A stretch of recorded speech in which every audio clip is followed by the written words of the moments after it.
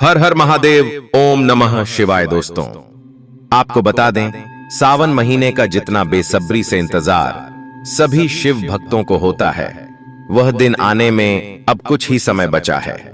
तो आज हम इस वीडियो में सावन सोमवार और सावन महीने से पहले हमें कौन सी चीजें खरीद लेनी हैं, वह सब जानेंगे। तो आप वीडियो के अंत तक बने रहिए और वीडियो को पूरा देखिए। दोस्तों, आप लोगों को बता दूं, जितना बेसब्री से शिव भक्त इंतजार करते हैं, कुछ लोग तो सावन के पूरे महीने ही व्रत रखते हैं, पर जितना जिसके सामर्थ्य अनुसार होता है उतना लोग भगवान की पूजा आराधना करते हैं, व्रत रखते हैं। तो सबसे पहले दोस्तों, आपको बता दूं, सावन का पवित्र महीना 11 जुलाई से शुरू हो रहा है और इस महीने में कितने सोमवार पड़ रहे हैं यह भी जानना जरूरी है, क्योंकि कुछ लोगों को इसकी जानकारी नहीं होती। तो आज की इस वीडियो में हम यह भी जानेंगे कि सावन सोमवार में कितने सोमवार पड़ रहे हैं और किस तारीख को पड़ रहे हैं, कौन सा सोमवार किस तारीख को पड़ेगा। आज हम इस वीडियो में सभी प्रकार की जानकारी जानेंगे। वैसे तो सावन सोमवार हमेशा 4 ही पड़ते हैं, पर कभी कभी 5 भी पड़ जाते हैं, परंतु इस बार 2025 में जो सावन सोमवार पड़ रहे हैं वह 4 ही पड़ रहे हैं। आपको वीडियो के अंत में विस्तार पूर्वक बताएंगे कि कौन कौन सी तिथियां हैं। कुछ लोग 5 सोमवार रखना चाहते हैं, तो आप देख लीजिएगा, अपनी सुविधा अनुसार व्रत पूरे करें। ठीक है, तो यह हो गया सावन के व्रत का नियम। चलिए सबसे पहले जान लेते हैं कि सावन का महीना शुरू होने से पहले कुछ चीजें आप मंगाकर प्लानिंग करके रख लीजिए। सबसे पहले और सबसे महत्वपूर्ण चीज, आपके घर में गंगा जल का होना अत्यंत आवश्यक है, क्योंकि बिना गंगा जल के पूजा पूरी नहीं मानी जाती। तो आप गंगा जल पहले ही मंगाकर रख लीजिए, और अगर आपके घर में पहले से ही रखा हुआ है तो अति उत्तम है। अपने घर में गंगा जल जरूर रख लीजिए, क्योंकि कभी भी किसी दिन गंगा जल की आवश्यकता पड़ सकती है। सभी परिवार मिलकर या खुद जाकर गंगा जल थोड़ा सा साधारण जल में मिलाकर अभिषेक कर सकते हैं, इसलिए गंगा जल की व्यवस्था पहले से कर लीजिए। अब दूसरी चीज जान लेते हैं। अगर आपके घर में शिव जी की कोई फोटो या प्रतिमा नहीं है तो आप बाजार से जरूर खरीद लीजिए, और अगर आप बाजार से न खरीदें तो किसी मंदिर से खरीदें तो वह ज्यादा उत्तम रहेगा। और आप एक छोटी सी शिवलिंग भी उसके साथ जरूर खरीदें, क्योंकि इसकी पूजा करना भी आवश्यक माना जाता है। कहा जाता है कि सावन के पूरे महीने में यदि आप शिवलिंग का अभिषेक करते हैं, चाहे वह केवल दूध से ही क्यों न हो या थोड़ा सा गंगा जल लेकर ही क्यों न हो, तो शिव भक्त को महादेव अत्यंत प्रसन्न होकर सुख समृद्धि का आशीर्वाद देते हैं। नंबर 3, सावन के महीने से पहले तांबे का लोटा जरूर खरीद लें, खासकर उनके लिए जो व्रत रखेंगे। यदि आपके घर में पहले से ही तांबे का लोटा है तो नया खरीदने की आवश्यकता नहीं है, बस उसे अच्छे से साफ करके उपयोग में लाएं। यदि चाहें तो पीतल का लोटा भी खरीद सकते हैं, पर यह आवश्यक नहीं है। तांबे से केवल जल अर्पित किया जा सकता है, उसमें दूध या मीठा पदार्थ अर्पित नहीं करना चाहिए। लेकिन कुछ लोग उसमें चीनी वगैरह डाल देते हैं, जिससे वह निषिद्ध हो जाता है, इसलिए इस बात का ध्यान रखें। नंबर 4, विशेष रूप से महिलाओं के लिए है, क्योंकि सावन का महीना हरियाली का प्रतीक माना जाता है। हर रंग मन में खुशी और शुभता का प्रतीक होता है और महादेव को अत्यंत प्रिय होता है। यदि कोई महिला पूरे सावन में हरे रंग के वस्त्र धारण करती है तो महादेव उनसे अत्यंत प्रसन्न होते हैं।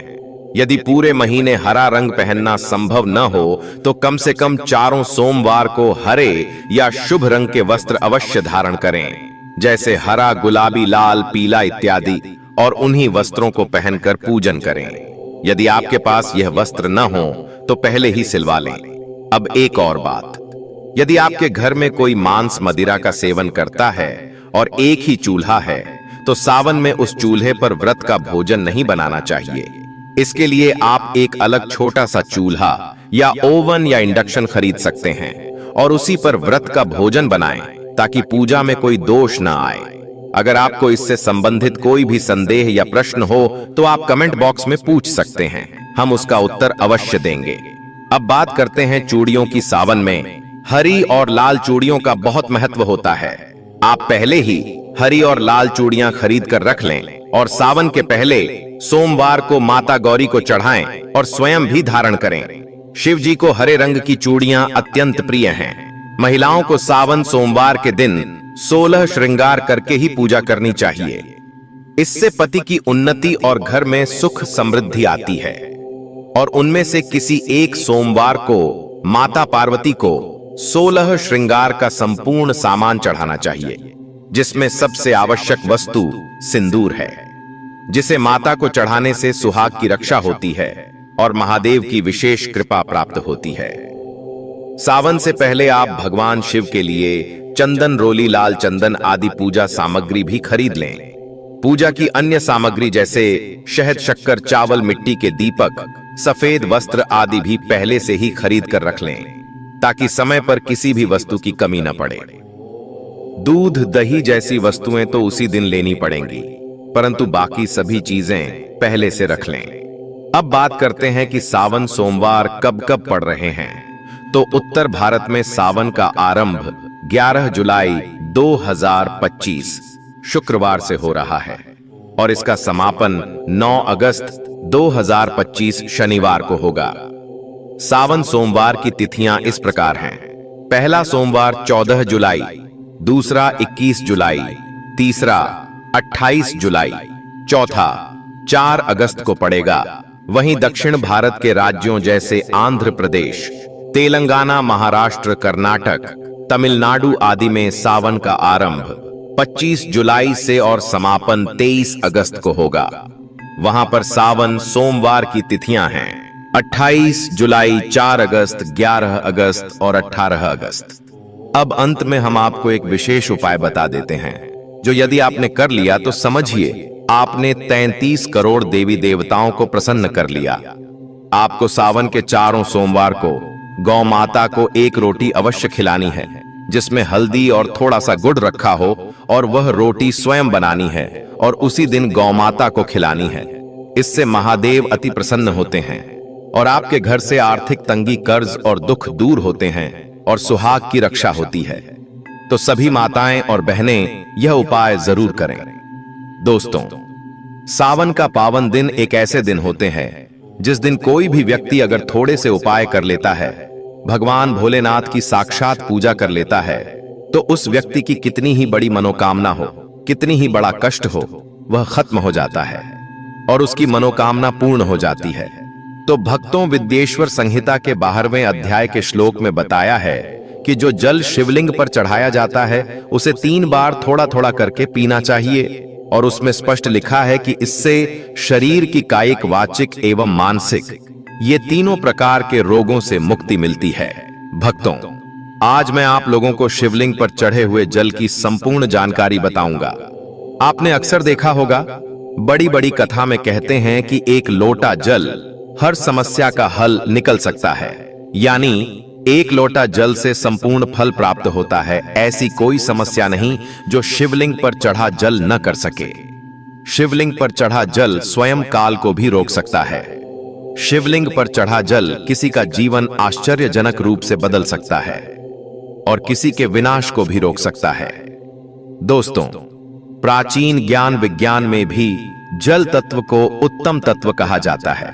इसलिए कई लोग कहते हैं ना कि जल है तो कल है, जल है तो जीवन का आधार है।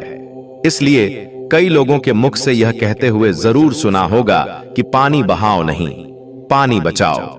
तो दोस्तों, भगवान भोलेनाथ को अपने कष्ट निवारण हेतु हम सब इसमें जल चढ़ाते हैं, लेकिन उस जल का प्रसाद लेना ही भूल जाते हैं। हम भोले बाबा को खूब जल चढ़ाते हैं, बहुत मनोरथ बोलते हुए भगवान हमारे इस कामनाओं को पूर्ण कर यह सब बोलते हुए खूब जल चढ़ाते हैं, लेकिन जल चढ़ाने भर से हमारी समस्या का निवारण नहीं होता है। भक्तों, हम उसका प्रसाद लेना ही भूल जाते हैं। भगवान भोलेनाथ को जल चढ़ाने के बाद उस जल रूपी प्रसाद को साथ लेना भूल जाते हैं। दोस्तों, शिवलिंग पर चढ़ा जल साक्षात भोलेनाथ जी का प्रसाद माना जाता है और हम सब यह प्रसाद रूपी भोलेनाथ जी के आशीर्वाद को ही लेना भूल जाते हैं। तो आज की जो वीडियो है, शिवलिंग पर चढ़ा हुआ जल किस प्रकार से पिया जाए और जल पीने के फायदे क्या हैं। अगर हम पीते हैं तो हमारे जीवन में क्या चमत्कार घटित होने लगता है। भक्तों, जिस दिन हम शिवलिंग पर चढ़ा हुआ जल पीते हैं उस दिन से हमारे साथ में क्या क्या चमत्कार होता है, आइए इस वीडियो में जानते हैं। जानकारी बताने से पहले आपसे विनती है कि वीडियो को लाइक जरूर करिएगा कि दोस्तों, वीडियो लाइक करने का कोई पैसा नहीं लगता है, नहीं दौलत लगती है। बस एक उंगली टच कर दीजिए और लायक हो जाएगा। सच्चे दिल से कमेंट बॉक्स में लिखना न भूलें। हर हर महादेव, ओम नमः शिवाय मात्र भोलेनाथ का नाम लिखने से ही शिवलिंग पर एक लोटा जल अर्पित करना माना जाता है। तो आगे बढ़ते हैं वीडियो में दोस्तों। सर्वप्रथम तो मैं आप लोगों को जल पीने के प्रयोग बताऊंगा, इसके बाद छिड़कने और रखने का प्रयोग बताऊंगा। आपको बता दें, शिवलिंग पर चढ़ा जल हमारे घर में भी पिया जाता है और भगवान शिव की कृपा से आज हम संपूर्ण और धन से परिपूर्ण हैं, सभी बीमारियों से दूर रहते हैं। भक्तों, यह जानकारी प्राचीन ज्ञान चैनल के माध्यम से बहुत ही दुर्लभ जानकारी आपको उपलब्ध कराई जा रही है। तो जल पीने का प्रयोग कुछ इस प्रकार से है। शिवलिंग पर चढ़े हुए जल को पीने से आरोग्य की प्राप्ति होती है। आरोग्य अर्थात आप बीमार नहीं पड़ते हैं। इसको पीने से काफी लंबे समय तक बुखार नहीं आता। बुखार सीधे आता है तो 5-7 सालों के बाद आता है, जो लोग वायु परिवर्तन होते हैं अर्थात जैसे मौसम में बदलाव आते हैं तो बहुत सारे ऐसे लोग होते हैं जो कि निरंतर बीमार पड़ते हैं, तो उनके लिए रामबाण साबित होता है। शिवलिंग पर चढ़े हुए जल को आप पीते हैं तो हमेशा आरोग्य रहेंगे। और एक खास बात, अगर आप लोग रोज शिवलिंग पर जल नहीं चढ़ा पाते हैं तो किसी भी समय में जल चढ़ाएं, कोई बात नहीं। आप शिवलिंग पर चढ़े हुए जल को इकट्ठा करके किसी बड़े से बोतल में एकत्रित करके रख लीजिए और थोड़ा थोड़ा नित्य पीजिए। यह जल पीने से आपको आरोग्य की प्राप्ति होती है। यदि आपकी आंखों में बार बार दर्द होता है, धुंधलापन सा आ जाता है, चश्मा लग गया है, दिखाई कम पड़ता है, सुबह उठते समय आंखों में दर्द होता है, जलन होती है, तो ऐसे में शिवलिंग पर जल से चेहरा धोने से, आंखों पर जल छिड़कने से आंख संबंधित बीमारी, रोग दूर हो जाते हैं। दोस्तों, मेरी आंखें भी जब खराब हो जाती है तो मैं भी इसी जल से अपनी आंखों को धो लेता हूं, तो समस्त आंखों के रोग दूर हो जाते हैं और आंखों की रोशनी भी फर्राटेदार तेज हो जाती है, बढ़ जाती है। भक्तों, शिवलिंग पर चढ़ा हुआ जल पीने से भाग्य बलवान होता है। अर्थात अगर आपका दुर्भाग्य आपका पीछा नहीं छोड़ रहा है, आपकी किस्मत आपका साथ नहीं दे रही है, आप किसी भी परेशानी से जूझ रहे हो, आप किसी भी शरीर की पीड़ा से जूझ रहे हो, तो शिवलिंग पर चढ़ा हुआ जल पी लीजिए। आपका भाग्य बलवान होगा और आपका दुर्भाग्य आपसे कोसों दूर भागेगा। अगर किसी भी प्रकार का ग्रह दोष बाधा आपको सता रही है, आपको समझ में नहीं आ रहा, जिसके कारण आपके आध्यात्मिक उन्नति रुक चुकी है, आप आगे नहीं बढ़ पा रही हैं, या फिर सफलता की ओर जैसे कदम रखते हैं, किसी भी प्रकार के विघ्न बाधा परेशानी आपके जीवन में आ जाती है, तो यह सब नवग्रह के कारण होता है और अपने पूर्व कर्मों के कारण होता है। तो ग्रह दोष एवं समस्त प्रकार की बाधा से बचने के लिए शिवलिंग पर चढ़े हुए जल को नित्य पीजिए। आपकी कैसी भी ग्रह नक्षत्र की पीड़ा आपको सता रही है, वह जड़ से समाप्त हो जाएगी। दोस्तों, शिवलिंग पर चढ़ा हुआ जल पीने से शरीर का जो कायाकल्प होता है, अर्थात जैसे कि आपके शरीर में बुढ़ापा आ चुका है, आपके शरीर में ताकत नहीं बनती, आपके शरीर में जोश नहीं है, आपके शरीर में शक्ति नहीं है जो कि पहले थी, तो अगर आप भी उन्हें अपने शरीर का कायनात करना चाहते हैं, तो अपने शरीर में नई ताकत लाना चाहते हैं, नई ऊर्जा का एहसास करना चाहते हैं, तो शिवलिंग पर जल को पीना शुरू कर दीजिए। आपके शरीर में पुनः नई ताकत आएगी। अगर आपके द्वारा किसी भी प्रकार के पूर्व पाप हो गए हैं, जिससे आप पश्चाताप के रूप में आप उन पापों से मुक्ति पाना चाहते हैं, तो नियमित शिवलिंग का जल एक एक ढक्कन जल को पीना शुरू कर दीजिए।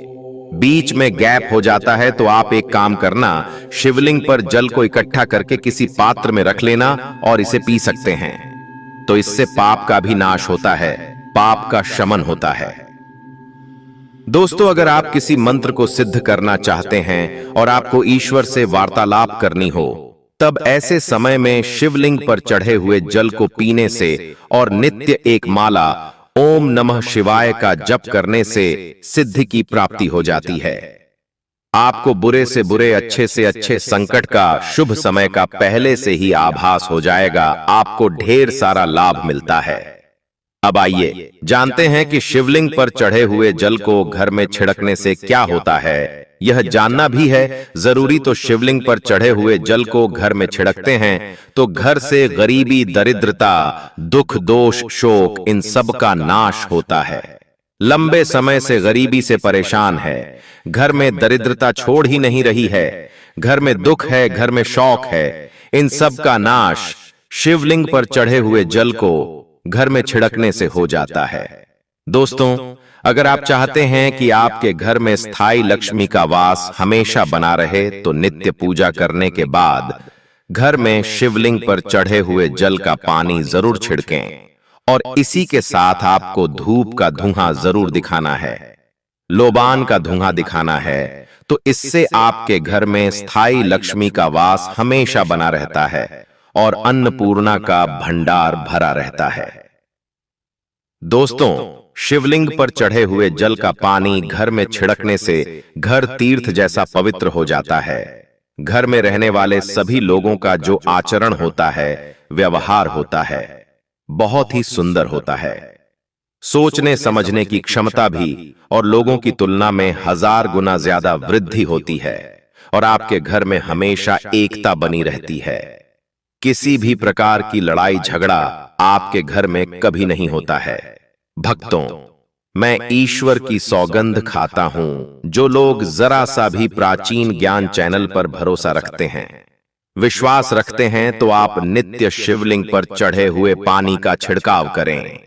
आपके घर का वातावरण पवित्र रहेगा और हमेशा घर में सकारात्मक ऊर्जा का वास रहेगा। और शिवलिंग पर चढ़ा हुआ पानी जिस घर में छिड़का जाता है, वह घर तीर्थ जैसा हो जाता है। उस घर में साक्षात लक्ष्मी नारायण वास करते हैं। समस्त तीर्थ एवं देवी देवता गण वहां पर वास करते हैं। माता वहां पर वास की राधे।